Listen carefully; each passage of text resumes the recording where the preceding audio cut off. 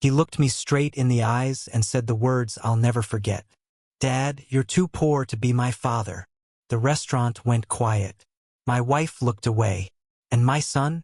He just smiled like he meant every single word. "My name is Robert.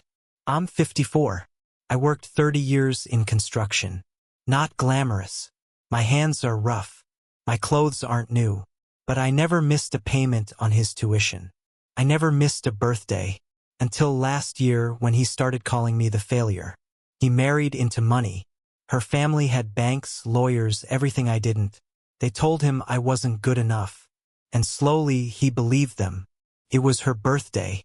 My daughter-in-law's birthday. They invited me, probably just to show me how far they'd come. I wore the same shirt I always wear.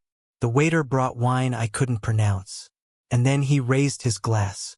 "To my real father," he said. "The one who actually built something." The table laughed. I didn't say a word. I just finished my water, and I walked out. They thought I had nothing. A small apartment, a used truck, a job that barely paid. But they never asked what I did with the money. They never asked why I worked nights. They never asked about the company I started quietly 15 years ago. 2 days later, I walked into the bank. Not my branch. Their branch. The manager recognized my name before I spoke. "Mr. Robert," he said, "your son's loan application came through yesterday, but there's an issue." He turned his screen. My son had applied for $3.5 million. The collateral? A company he didn't know I already owned. My son called that night, angry, confused. "Dad," he said, "they said my loan is blocked. They said you own the company." I didn't raise my voice. I didn't gloat. I just said, "Yes, son, I do. And I always have. I just never needed you to know, until you told me I was too poor to be your father." He came to my door the next morning. No suit, no smile, just tears. "Dad," he said, "I didn't know." And I told him, "You didn't need to know my money, son. You needed to know my worth. And you forgot both." I didn't cut him out. I didn't destroy him. But the loan stayed blocked. The company stayed mine. And the restaurant where he laughed, he hasn't been back since. He looked me straight in the eyes. Didn't look away. Didn't blink.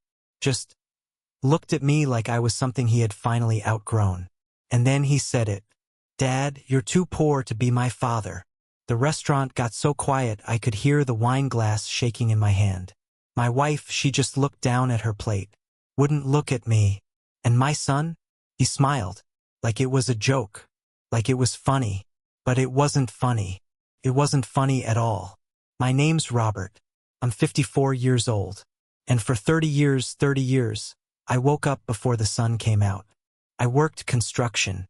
Not the pretty kind you see on TV. Real construction. Concrete in winter. Dust in summer. My hands are rough. Real rough. The kind of rough that never really goes away no matter how much soap you use. And my clothes? They're not new. Never have been. But I never, not once, missed a tuition payment for that boy. Not once. I missed his first birthday because I was working overtime to pay for his crib. I missed his graduation from middle school because there was a flood and someone had to fix the pipes. But I never missed the bills. I never missed the things that mattered. Or at least, I thought they mattered. He married into money. Her family, they had everything. Banks, lawyers, big houses with names on the gates. They told him I wasn't good enough. They told him I didn't belong in their world. And slowly, so slowly I almost didn't see it happening, he started to believe them. He started to look at me the way they looked at me. Like I was a problem to solve. Like I was something to hide. It was her birthday. My daughter-in-law. They invited me, probably to show me, probably so I could sit there and see exactly how far they had climbed. And I went. Because I'm a father. Because I still thought, maybe if I just showed up, maybe if I just smiled and nodded, maybe he would remember. Maybe he would see me. I wore the same shirt I always wear. The blue one. The one with the small rip near the collar that I keep meaning to fix but never do. The waiter brought wine I couldn't pronounce. I just smiled and said thank you. And then he raised his glass. To my real father, he said. His voice was loud, confident, the kind of voice people use when they think they're winning. The one who actually built something.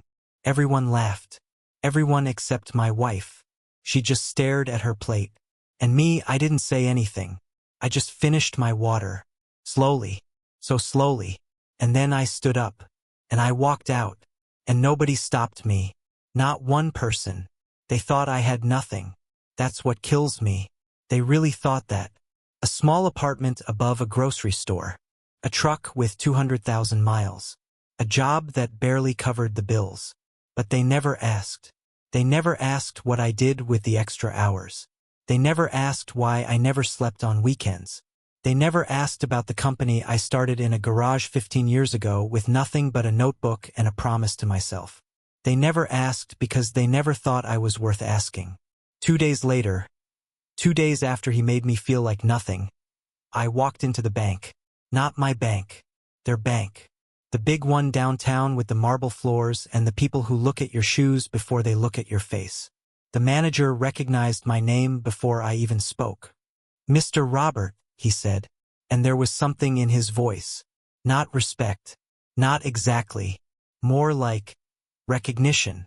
Like he knew something I didn't yet know. Your son's loan application came through yesterday, he said. But there's an issue. He turned his computer screen toward me. And there it was. My son, the boy I worked double shifts for, had applied for $3.5 million. $3.5 million. The collateral? Company. A company he thought I knew nothing about. A company I had owned quietly, patiently, without anyone knowing for 15 years. My son called that night. Angry. Confused. His voice was different. Smaller. Dad, he said.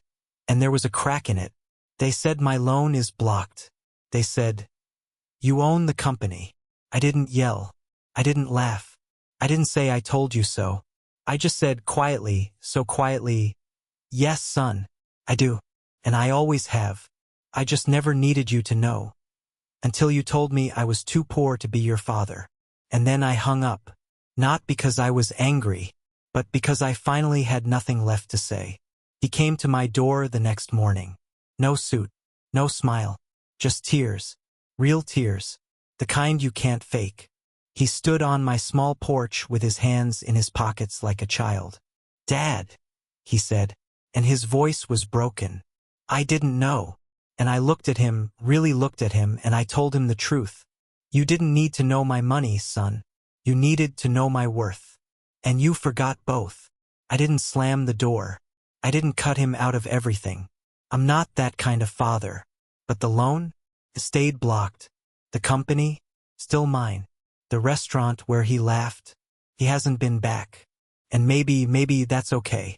Sometimes, and I really mean this, sometimes being underestimated is the best thing that can happen to you. You work in silence. You build in silence. You love in silence. And when they finally see what you've done, when they finally understand what you've been carrying all along, it's too late for them to take it away. It's too late for them to undo the years of quiet strength. If you know a father who was told he wasn't enough, share this. Tell him he's not alone. Tell him that the quiet ones, the ones who don't shout, who don't show off, who just keep working, they're always the ones who win. Because in the end, the people who laugh the loudest, they're usually the ones who fall the hardest. And the father who said nothing, he's the one still standing. He's the one who built it all. He's the one who never stopped being enough, even when everyone else forgot. Sometimes being underestimated is your greatest strength. You work in silence. You build in silence. And when they finally see, it's already too late to undo what you made. If you know a father who was told he wasn't enough, share this. Because the quiet ones, they're always the ones who win.